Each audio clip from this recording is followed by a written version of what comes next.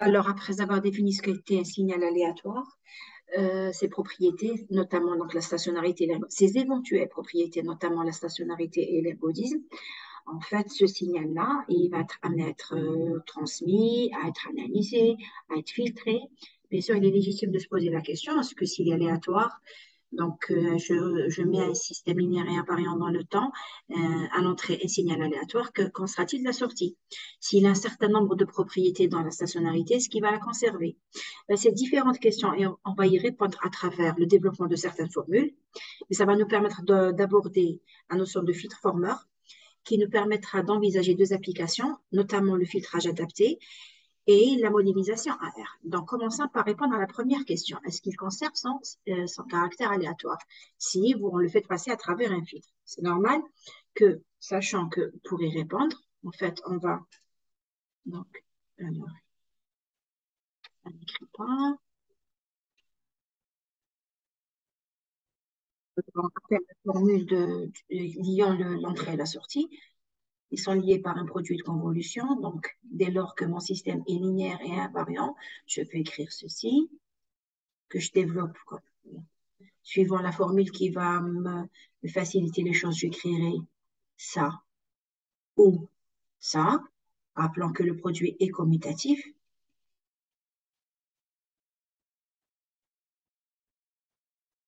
Donc, il est normal que si ça, c'est aléatoire, ça ne l'est pas, c'est toujours déterminé, c'est un système. Si ce système-là représente donc une table ne peut pas devenir une chaise, quel que soit ce système. Si c'était un amplificateur, ça ne va pas devenir une bascule, d'accord? Donc, c'est un système, il a été conçu, il va garder les mêmes propriétés, bien sûr, avec la dérive des composants système électronique, certaines valeurs vont légèrement changer, mais il va garder sa fonction propre. Donc, H de t est toujours déterministe. Donc, forcément, si ça c'est aléatoire, vous multipliez quelque chose d'aléatoire par quelque chose de déterministe, vous obtenez quelque chose d'aléatoire. Ça, pour répondre à la première question. Ce qui nous intéresse maintenant, c'est de supposer, donc je vais juste rappeler les propriétés ici. Donc, si maintenant je rajoute une hypothèse, si je suppose que mon entrée est stationnaire au sens large, donc que va devenir, qu'en est-il de la sortie? Est-ce qu'elle va conserver ses propriétés? Bon, c'est écrit pêle-mêle ici, mais on va les reprendre une à une. Donc, si, alors, je remets la notation ici. Donc, si mon système x de t donc, est stationnaire au sens large, donc la première question qu'on se pose, c'est par rapport à la moyenne. Nous, on sait que c'est aléatoire. Donc, lorsque j'écris E de y de t, que je symbolise par mu de y de t, ben, je vais remplacer. Donc, ça me fait E de y de t, que vaut y de t, c'est cette expression. Donc, je dis, prenez l'une ou l'autre, ça vous donnera exactement la même chose. Je vais prendre la deuxième, ça me fait h de taux, x de t moins taux d taux, rappelant que c'est ça qui est aléatoire, que E signifie que c'est l'intégrale de ce qui est aléatoire fois sa probabilité. Donc, je peux sortir de l'intégrale du E tout ce qui n'est pas aléatoire. Or, il n'y a que ça qui est aléatoire. Ça veut dire tout le reste, je vais le sortir. Ça me donne donc l'intégrale. Une intégrale ne va pas devenir une dérivée. Votre système, je rappelle, est déterministe, c'est-à-dire que c'est le même. Donc, ce sera l'intégrale de h de taux, E de x de t moins taux d taux. Cette dérivée ne va pas non plus devenir une intégrale, ni devenir dx, dy ou quelque chose d'autre. Et ça, on sait ce que c'est. Ça, c'est mu de x de t moins taux. Bien. Si maintenant je rajoute cette hypothèse, ça veut dire que cette formule-là, je peux l'écrire en général. Donc, je peux garder et écrire, donc c'est l'intégrale de h de taux, mu de x, t moins taux, d taux. Là, je n'ai fait aucune hypothèse a priori.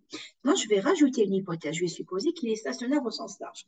S'il est stationnaire au sens large, ça signifie que mu de x de t est une constante. Donc, je peux symboliser par mu de x. Elle ne dépend plus du temps. Et Rx de t taux est une fonction de taux. Au revoir. Je remettrai la description, sur le volet de description, comment on a utilisé toutes ces notions. Donc, ici, Ça me fait quoi? Donc, si maintenant je suppose qu'il est stationnaire au sens large, mu de x de t est une constante. Si elle ne dépend pas de t, elle ne dépendra pas non plus de t moins taux. Ça veut dire que ici, j'aurai l'intégrale de h de taux mu de x d taux, tout comme tout à l'heure. Tout à l'heure, l'expression l'espérance, c'est une intégrale par rapport à p de x. Là, c'est une intégrale par rapport à taux. Tout ce qui n'est pas taux, je peux sortir hors de l'intégrale. Donc, ça me fait donc mu de y de t, ça me fait mu de x fois l'intégrale de h de taux des taux. Je peux m'arrêter ici, c'est ce qu'on a mis là, sauf que c'est un peu traîner une intégrale, c'est pas tellement élégant.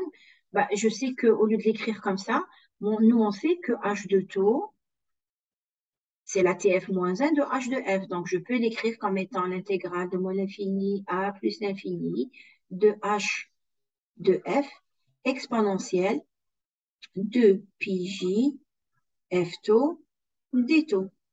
Si je prends maintenant, alors, c'est l'intégrale donc de ça. Alors, je voulais faire la TF moins 1. Alors, pourquoi j'ai fait la... J'aurais pu faire la... Non, je vais utiliser plutôt la TF.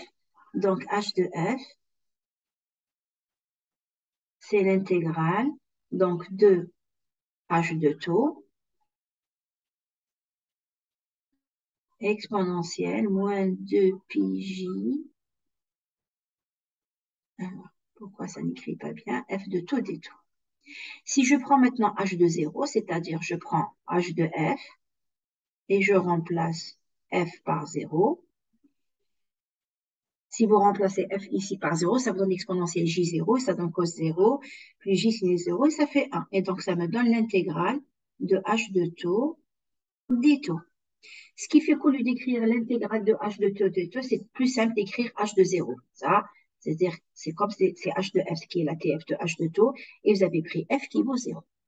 Voilà comment donc, et c'est ça qui sera rappelé, c'est une des formules qui sont rappelées en examen. Ce qu'il y a de plus important, c'est pas plus tellement le calcul. On a développé un calcul, mais qui nous donne quoi? Qui nous donne que c'est mu de x, ça c'est une constante. Et ça c'est un signal déterministe, ça veut dire que h de f sera toujours unique.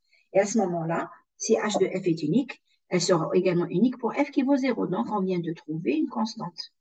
Donc, si mon entrée a une moyenne constante, si mon signal aléatoire a une moyenne statistique constante, ça, je peux maintenant l'utiliser directement. Alors, ceci qu'il passe à travers un système linéaire et invariant dans le temps, alors je peux dire que y de t aussi, mu de y de t, sera aussi une constante. Ce qu'on vient de faire pour la moyenne, on va essayer de faire la même chose pour la corrélation. C'est-à-dire, on va encore calculer la corrélation statistique. Je suis en train de parler de moyenne, mais je parle du moyenne statistique. Et que vous voyez l'espérance, c'est du moyenne statistique. Donc, ce qu'on vient de faire pour la moyenne, on vient de démontrer que si mon entrée est un signal aléatoire, stationnaire de premier ordre, c'est-à-dire que si sa moyenne est constante, alors à ce moment-là, il en sera de même pour la sortie. Donc, c'est un signal aléatoire dont la moyenne statistique est une constante. On va faire la même chose pour la corrélation. Là aussi, j'ai développé des formules, mais on va démontrer au fur et à mesure. Alors, je remets la notation. Bien, je veux calculer la corrélation statistique. Quelle est sa définition? On écrit RY de t taux, qui vaut donc E de x, y de t. C'est la définition de la corrélation statistique. Y conjugué de t moins taux. Habituellement, j'aime bien cette notation, parce que quand c'est stationnaire, il suffit qu'à la fin, le t disparaisse, que c'est qu'en fonction de taux, je dirais que c'est stationnaire d'ordre 2. Ici, je vais utiliser l'autre notation, qui on écrit comme ça, T1, T2, où T1, c'est votre T, donc où mon T1, c'est T, et mon T2,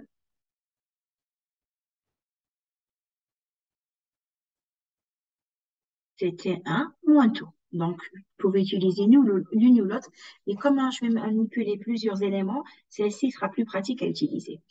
Donc, RY de T1, T2, donc c'est E de Y, c'est la définition ne change pas, de T1, Y conjugué de T2. Donc, j'ai dit, vous retrouvez la même formule, il suffit juste d'écrire que T2, c'est T1 moins taux. Bien. Je vais faire la même chose que tout à l'heure, c'est-à-dire, je vais développer Y de T1, je vais développer Y de T2, c'est des produits de convolution. Donc, lorsque je vais écrire, je vais écrire ici, RY de T1, T2.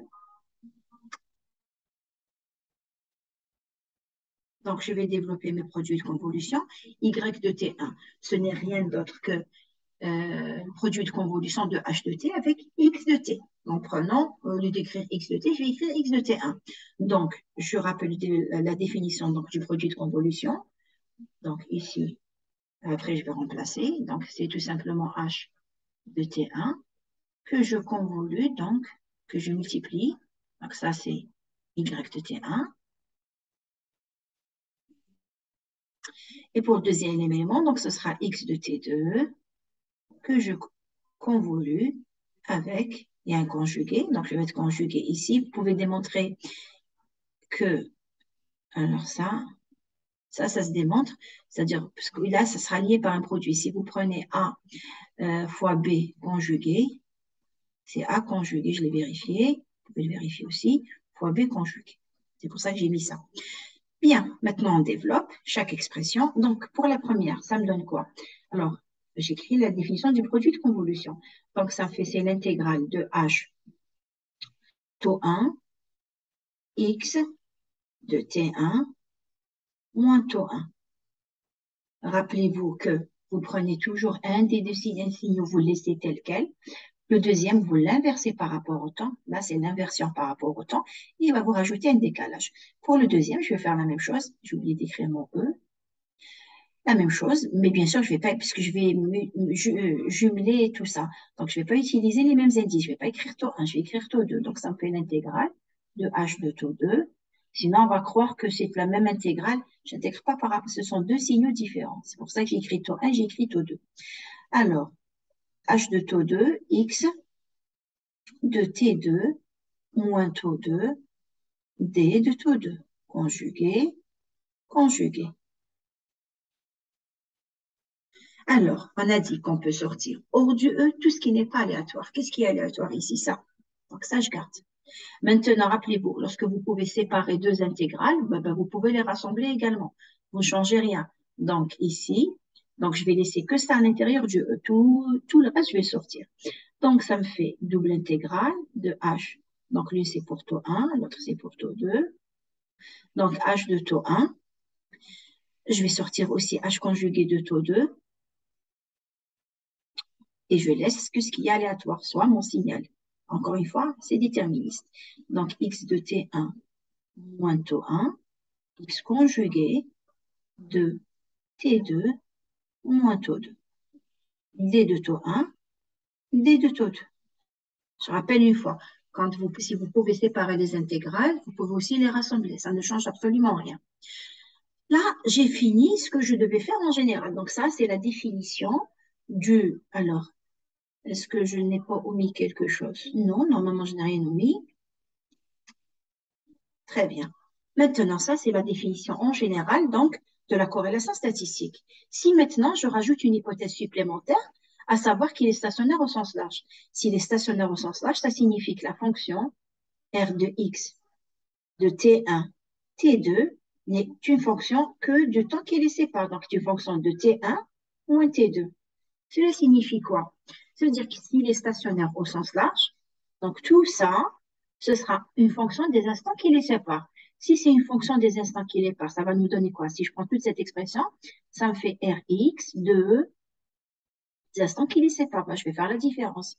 T1 moins taux 1 moins cette quantité. Donc, ça me fait moins T2 moins taux 2, ça me fait plus taux 2. Que je peux également écrire. Regardez ici. Si je fais T1 moins T2, ça me donne T1 moins T2, ça me donne donc T, voilà, T1 moins T2. Donc, cette quantité, oui, ça fait T, alors, T1, donc ça me fait T, moins, et T1, c'est T, donc ça fait moins T plus taux. Je simplifie, ça me donne bientôt. Donc ici, je peux remplacer ça par Rx T1 moins T2. Ça me fait donc taux moins taux 1 plus taux 2. Bien. Si vous regardez cette expression, je vais la remplacer, ce qu'on a fait, on l'a remplacée ici. On est en train d'intégrer donc par rapport à T1, par rapport à taux 2. Quand vous intégrez par rapport à taux 1, donc le taux 1, votre expression, il va disparaître. Vous allez trouver une fonction et vous intégrez sur les limites de taux 1. Pareil, vous intégrez par rapport à taux 2. Taux 2 aussi va disparaître. C'est la définition même du regardez, produit de convolution. Quand vous écrivez x de taux, h de t moins taux.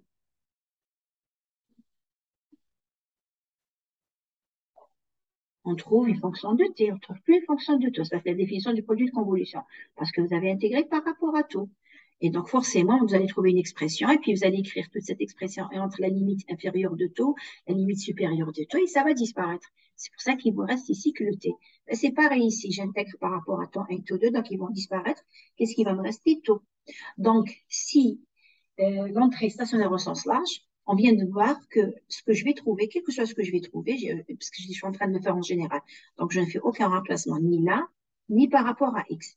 Et on va trouver une fonction de taux. Donc, on vient de vérifier que la moyenne, on a trouvé, c'était h de 0 fois mu de x, et on vient de voir que ry de t1, t2 est une fonction de taux. Donc, on vient de démontrer que si l'entrée est stationnaire au sens large, qu'elle est transmise à travers un filtre linéaire et invariant dans le temps, alors forcément la sortie sera aussi stationnaire au sens large.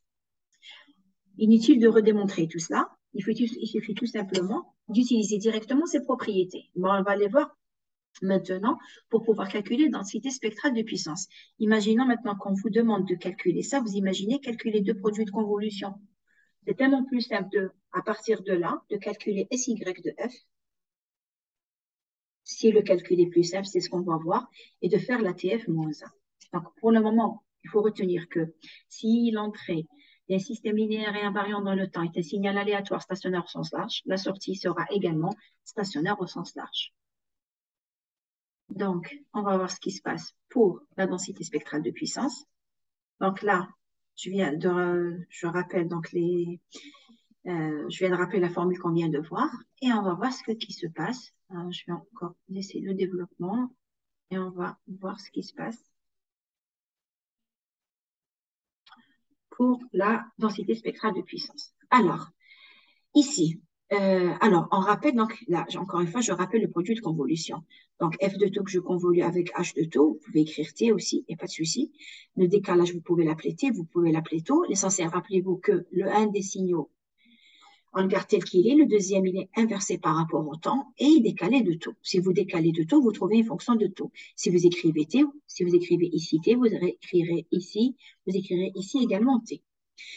Ça, c'est la définition donc du produit de convolution. Maintenant, si jamais vous voulez, je rappelle encore une fois, je garde un des signaux, le deuxième, je l'inverse et je le décale. Mais si vous faites le produit de convolution directement avec le signal inversé, un signal inversé que vous inversez à nouveau, il n'y a plus d'inversion. Donc, si vous écrivez ici moins taux, vous aurez ici plus taux. Pourquoi je suis en train de faire ça? C'est parce que je vais l'utiliser. En fait, au lieu de faire la démonstration que ça, c'est ça, je vais le faire à l'envers. Alors, comment que je vais le faire?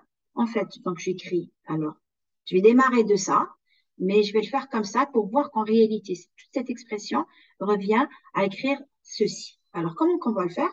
Alors, je vais commencer par calculer ce produit de convolution. Donc, je vais calculer Rx de taux. Je convolue avec H de taux. Ça, alors, ça me donne, je vais utiliser l'expression. Donc, ça me fait l'intégrale de, alors, je ne suis pas obligée de l'appeler H de taux 1, je vais l'appeler H de taux 2. Alors, je vais l'appeler H de taux 1. Donc, pour calculer ça. Donc, on a dit un des premiers signaux, je le laisse tel qu'il est. Donc, je vais écrire Rx.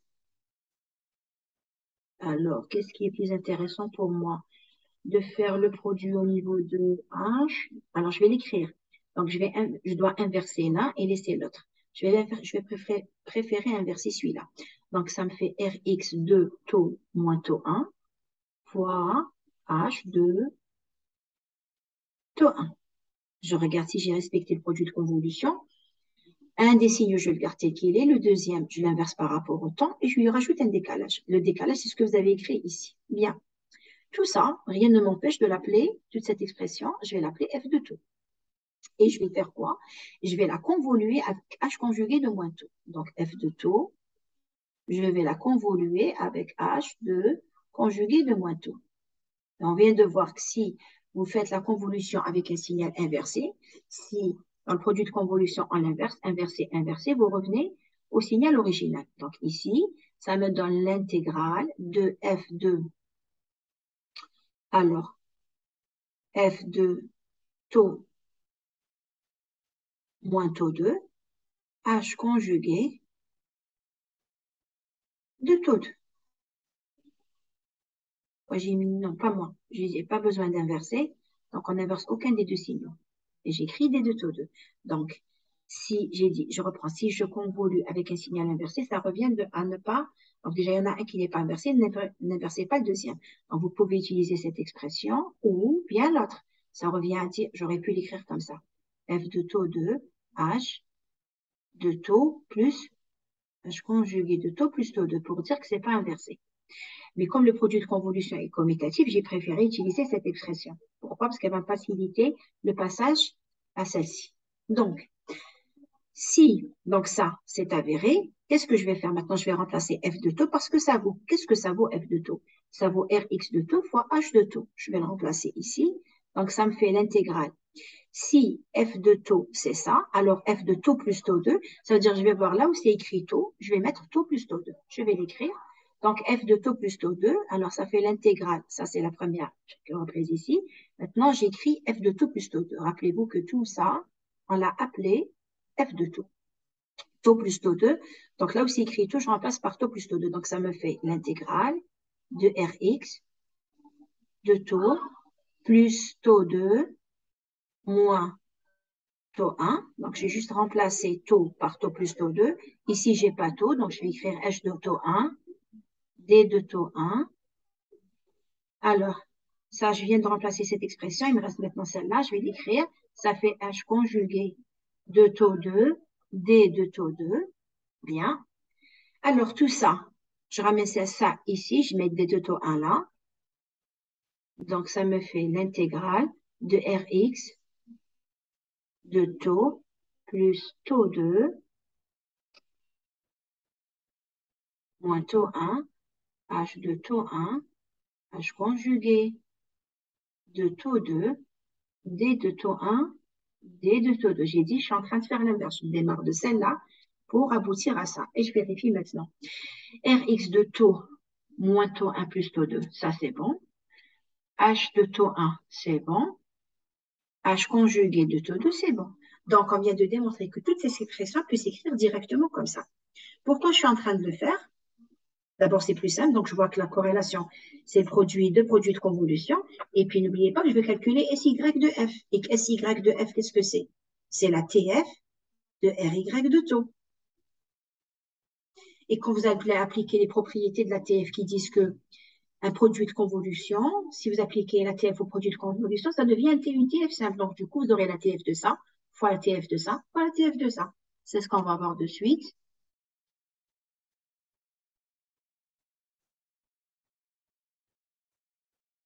Pareil, j'ai encore développé, mais bon, ça va être rapide. Donc ici, si j'applique la TF, donc ça, je vais l'appeler SY, la TF de part et d'autre de l'équation. Donc pour ça, ça va me donner SY de F. La TF de Rx de taux, c'est Sx de F. Le produit de convolution devient un produit. La TF de H de taux, c'est H de F. La TF de H conjugué de moins taux, c'est H conjugué de F. Ça aussi, ça se démontre. Il suffit juste d'écrire l'expression de la TF et mettez un conjugué. Donc ça, que je peux écrire maintenant quelque chose que vous multipliez par son conjugué, ça revient à calculer le module. Donc ça me fait fois h de f au carré. Ça aussi, c'est rappelé. Et donc, imaginez qu'au lieu de calculer maintenant deux fois un produit de convolution, imaginez à quoi ça fait appel. Prendre un des signaux, le laisser là, tel qu'il est, le deuxième, l'inverser, le décaler. Vous allez faire ça. Une fois que vous avez trouvé le résultat, vous allez refaire la même chose.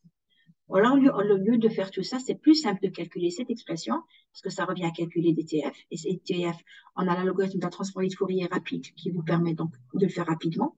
Et puis de faire la TF-1. Si la TF est rapide, c'est que la TF-1 l'est aussi. Donc, on va utiliser cette formule. ce qu'on vient de voir ici. Donc maintenant, si vous vous dit par exemple calculer la puissance, aussi pareil, vous deviez calculer la puissance du signal. Rappelez-vous que la puissance, c'est Rx de 0. Donc qu'est-ce qu'il faudra faire? Au lieu de calculer donc Ry de 0, on sait que Ry de tout, c'est quoi? C'est la TF moins 1. Voilà, on vient de le faire. Ry de tout, ce n'est rien d'autre que la TF moins 1 de Ry de tout. TF moins 1, pardon, de Sy de f. Et que vaut Sy de f? C'est cette expression. Donc, ce sera la TF moins 1 de ça.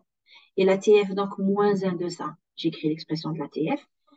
On sait que c'est exponentielle de pi g f t df. Et si vous voulez maintenant calculer Rx de 0, il faut juste remplacer tout par 0. Donc, ce sera l'intégrale de h de f au carré Sx de f. Ce qui, encore une fois, peut être plus facile à calculer que de calculer la puissance.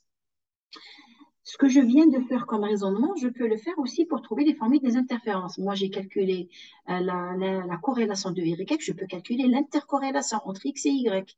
Je peux calculer l'intercorrélation entre Y et X, qui, faites attention, ne sont pas les mêmes. Ça ne sera, parce que si H, ce sera la même chose si votre H est réel. Si H et X sont réels, il n'y a pas de souci, vous allez trouver la même chose. Mais sinon, ça ne marchera pas. Maintenant, par rapport à ça, non, c'est pas les mêmes, pardon. En fait, vous allez trouver l'une, si X et Y sont réels, vous allez trouver l'inversé de l'autre. Parce que ici, j'ai H2 moins tout, c'est-à-dire l'une et l'inversé de l'autre. Donc, si vous trouvez RYX comme ça, RXY, ce sera un truc comme ça. Ces formules-là, c'est la même chose que tout à l'heure, c'est-à-dire pour calculer RXY, il faudra calculer E de X de T fois T1, Y de T2. Puis vous allez remplacer Y de T2 par X de T2, je convolue avec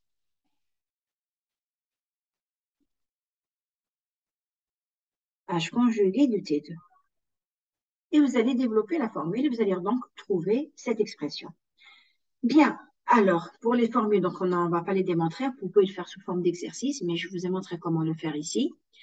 Maintenant, ces deux notions-là, je suppose, les utiliser à travers un exemple, deux exemples, dont là, va me permettre d'aborder une notion très importante qui est la notion de Witt-Former. De toute façon, je vais faire un petit des deux mots de TP pour accompagner cette explication. Donc, ici, alors, qu'est-ce qu'on me dit? On me dit ici x de t est stationnaire au sens large. Il a une corrélation qui vaut donc, c'est mal écrit ici, Rx de taux, c'est sigma au carré, exponentielle moins taux sur, non, je n'arrive pas à voir ici sur A ou sur θ, bon, on va écrire θ, on va voir ce que ça donne. Et on me dit que la réponse intuitionnelle H de t vaut ça. On me pose la question, Y de t est-il stationnaire au sens large? Puisque X de t est stationnaire au sens large et que H de t est un système linéaire et invariant dans le temps, alors Y de t est stationnaire au sens large. Et quand vous écrivez ça, rappelez-vous, donc vous pouvez écrire que mu de Y, c'est H de 0 fois mu de X, et que SY de F, ce qu'on vient de démontrer, H de F au carré, fois Sx de F. On me demande de déterminer sa moyenne et sa DSP. Donc, la moyenne, c'est H de 0 fois mu de X. Je regarde ici Rx. Je sais que Rx de 0, c'est mu de X au carré, puis sigma X au carré. Je sais que Rx de l'infini, c'est mu de X au carré. Si je prends cette expression à l'infini, exponentielle moins taux, ça fait exponentielle moins l'infini, et ici, ça me donne 0, ce qui implique que mu de X, c'est 0. Si mu de X est 0, je n'ai même pas besoin de calculer H de F pour le moment, donc ce sera H de 0 fois mu de 0 qui vaut 0, donc ce sera une valeur nulle. Pour mettre un SY de F, je dois calculer H de F au carré. Alors, on va la calculer ensemble. Alors, H de F. Alors, la TF de exponentielle moins AT, alors je me mettrai mes rappels ici, la TF de exponentielle moins AT fois U de T. Alors ici, il manque U de T. Ça, que sinon la TF n'existe pas. Si vous prenez moins T, ça fait ça, vous avez un signal à énergie infinie, il ne peut pas calculer sa TF. Donc ici, c'est 1 sur A plus 2 pi JF. Ici, qu'est-ce que j'ai? J'ai 5 exponentielle moins 2t. Donc, h de f, ce sera donc 5. Le a vaut 2. Donc, ça me fera 2 plus 2pi jf. Je vais faire pareil pour cette expression. Là, je ne sais pas si c'est un θ, je l'ai écrit comme ça. Je rappelle une deuxième TF. La TF de exponentielle moins a, valeur absolue de t, ça, c'est 2a sur a au carré plus 4pi carré f carré. En fait, ça vient du fait que ça, c'est cette expression plus exponentielle at u de moins t. C'est-à-dire, vous avez un signe qui fait ça. C'est ça, cette expression. Donc, si vous prenez ça, vous sommez avec son conjugué, vous réduisez au dénominateur, vous allez trouver cette expression. Donc, ici, la TF de exponentielle moins AT, ben, je vais l'écrire. Donc, SX de F, c'est la TF de RX de taux. Et donc, ça me fait 2A moins 1, c'est 1 sur θ. J'ai un sigma carré, donc je vais écrire sigma carré, 2 sigma carré sur θ. Donc, j'ai bien pris moins 1. Moins 1, c'est 1 sur θ. Sigma carré, c'est un facteur, donc ça fera 2 sigma carré sur θ. A carré, donc ça fait 1 sur θ carré, plus 4pi carré, f carré. Je peux réduire au même dénominateur. Donc, ici, si je réduis au même dénominateur, donc ça me fera t carré sur t carré ici. Ça me fera ici, donc, je vais écrire aussi t carré, ici fois θ. Donc, ce qui me donne, non, je multiplie par θ et θ, c'est tout pour avoir t carré. Donc, ça me fait 2 sigma carré θ sur 1 plus 4pi carré f carré θ carré. Ça, c'est SX de f. Et SY de f, je dois multiplier SX de f par le module de ça. Le module de ça, et je dois faire au carré, d'accord? Donc, module de 5 au carré, ça me fera 25. Ça, ce sera racine de la partie réelle plus imaginaire. Mais comme c'est au carré, donc ça va me donner... Alors,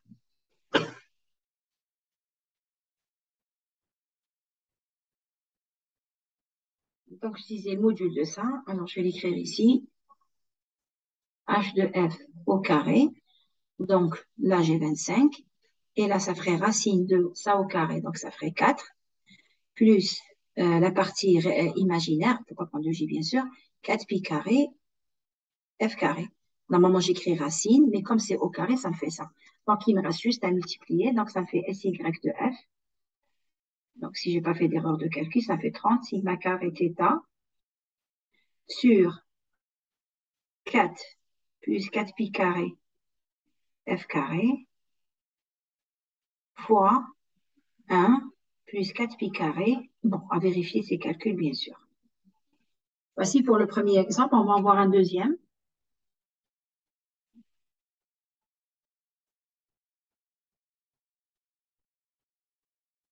Ah, j'avais développé les calculs. Je l'avais pas vu, donc j'ai pas été jusqu'au bout, donc c'était bien un θ. Alors, 5 au carré, là, il me semble qu'il manque un 25, d'accord? Je vais mettre ici, parce que 5 au carré, ben, ça fait 25. Donc, on trouve la même chose, tant mieux, hormis le 5 qui est au carré. Bien, pour le deuxième exemple, alors, en fait, on prend un bruit blanc. Donc, le bruit blanc, on vous dit le signal d'entrée est un bruit blanc, donc il n'y a aucune information apportée sur H de F. C'est parce qu'en fait, on va l'écrire tout simplement en général. Donc, si l'entrée est un bruit blanc, rappelez-vous, donc ça veut dire que l'autocorrélation s'écrit comme ça, ce qui implique que Sx de f, la TF d'un Dirac est une constante. Donc, ça vous fait sigma au carré. Donc, or, nous, on sait que Sy de f, c'est, puisqu'on l'a démontré, c'est h de f au carré fois Sx de f. Alors, ce qu'il y a lieu de noter ici, c'est sigma au carré. Donc, je trouve sigma au carré Sx de f. Ce qui est remarquable ici, c'est de se dire que la densité spectrale de quelque chose qui est aléatoire peut être approchée par quelque chose qui est, j'ai mal écrit ici, je l'ai mal écrit, pardon, je dois remplacer, j'ai remplacé Sx de f par sigma, donc h de f au carré.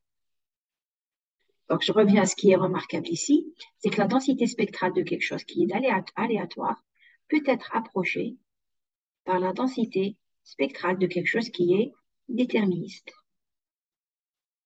Et c'est là où intervient cette notion de filtre Borda. C'est-à-dire que vous, dans la réalité, quand vous allez générer ce bruit blanc, on l'a vu, il faut voir le TP lié au processus aléatoire. En fait, nous, quand on fait la densité spectrale, on trouve quelque chose qui fait ça. Pas vraiment un Dirac.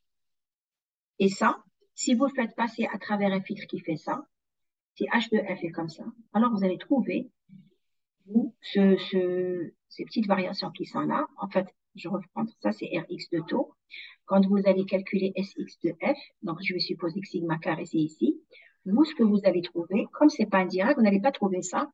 Je vais changer de couleur pour le montrer. Vous allez trouver quelque chose qui varie comme ça, autour, bien sûr c'est symétrique, autour de sigma carré. Et si vous prenez cette quantité, vous multipliez par ça, en fait, vous obtenez quelque chose qui fait ça. Mais pour bien illustrer, je vais basculer sur Python, vous allez mieux le voir. Je vais prendre l'exemple que j'avais pris en TP. Donc, ici, alors, je vais partager le TP. Ah, je devais partager, non, je partage mon écran. Ça, on voit toujours les graphes. Donc, en fait, je vais bien donner la main. Alors, ici, je bascule sur Python. Et pour vous expliquer ça, en fait, ici, qu'est-ce qu'on a fait? On a généré un bruit blanc. Donc, dans la moyenne est nulle. Enfin, rappelez-vous que le bruit blanc, sa moyenne est nulle. Et on a calculé sa TF. Ensuite, qu'est-ce qu'on a fait? On a pris ce bruit, voilà, c'est ce que j'ai appelé ici BB. Je l'ai filtré à travers un filtre B et A. Et j'ai dessiné les coefficients du filtre. Enfin, je n'ai pas dessiné les coefficients du filtre, j'ai dessiné la TF qui correspond à ce filtre. Le filtre étant complètement défini par le numérateur et le dénominateur. Donc, j'ai filtré ce bruit blanc et je regarde ce que j'obtiens comme Y. Et ensuite, qu'est-ce que j'ai fait? J'ai calculé la T, puisque vous, quand vous filtrez, donc il va vous donner donc un signal temporel. Il suffit pour ce signal-là de calculer la TF. C'est ce que j'ai fait ici, TF de Y, c'est la FFT de Y. Donc, et je visualise, je vais exécuter le programme pour vous montrer. Je vais commencer d'abord par ça. Donc, voilà mon bruit blanc dans la moyenne est 0. J'ai dû prendre une variance de, je peux la lire ici, j'ai pris une variance de 0,25. Alors, regardez, au lieu que ce soit donc un Dirac, je n'arrive pas à représenter, il faudrait que 1 soit infini pour pouvoir avoir donc un Dirac et puis quelque chose qui serait comme ça constant. C'est pas ce que j'ai ici. Ça fait que j'ai la densité spectrale de ça, c'est-à-dire la TF de la corrélation statistique, va nous donner quelque chose autour donc de la variance. La variance c'est 0,25. Donc, si vous prenez ici la valeur 0,25, il doit être ici, au milieu, ben, les variations ici, elles sont tout autour de 0,25. Et vous remarquez pourquoi ça s'appelle tout le spectre des fréquences et à part quelques valeurs qui sont très grandes. Ici, vous avez à peu près les mêmes variations autour de 0,25. Et en fait, ça, c'est pour ça qu'on parle donc de bruit blanc, parce que ça couvre toutes les fréquences. Ici, vous prenez maintenant donc ce signal et que vous passez à travers un filtre, c'est le même signal, sauf que ici, qu'est-ce que j'ai fait? Juste pris la partie positive, de 0 à 0,5. Regardez, je l'ai fait passer à travers donc un filtre. Ce signal-là a été filtré par ce filtre en bleu et regardez ce que j'ai récupéré. J'ai récupéré ce que vous voyez ici en orange. Et en fait, ça signifie que ce que vous faites passer un bruit blanc par un filtre, vous récupérez un signal aléatoire, heureusement puisque l'entrée est aléatoire, mais dans la densité spectrale, on va dire l'enveloppe, dont la forme est celle du filtre. Donc, ce que j'ai ici, c'est ce que j'ai là, sauf que j'ai juste fait mon dessin en dB. Comme mieux le voir, peut-être, au lieu de le mettre figure comme ça, alors, je vais réexécuter, mais je vais mettre c'est-à-dire chacun sur une ligne. Donc, au lieu de faire 1, 2, 1, 1, 2, 2, je vais écrire ici, donc, alors, 2, 2, 1, 2, 2, 2. Et là, je vais mettre 2, 2. Alors, où est-ce qu'il est mon deuxième dessin? Ici, je vais mettre 2, 2, 1 pour qu'on puisse bien le voir.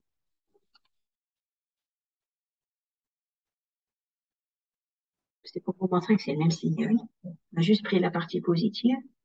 Voilà. Ah, je ne sais pas non plus ce que je voulais faire. Donc, je voulais mettre deux lignes.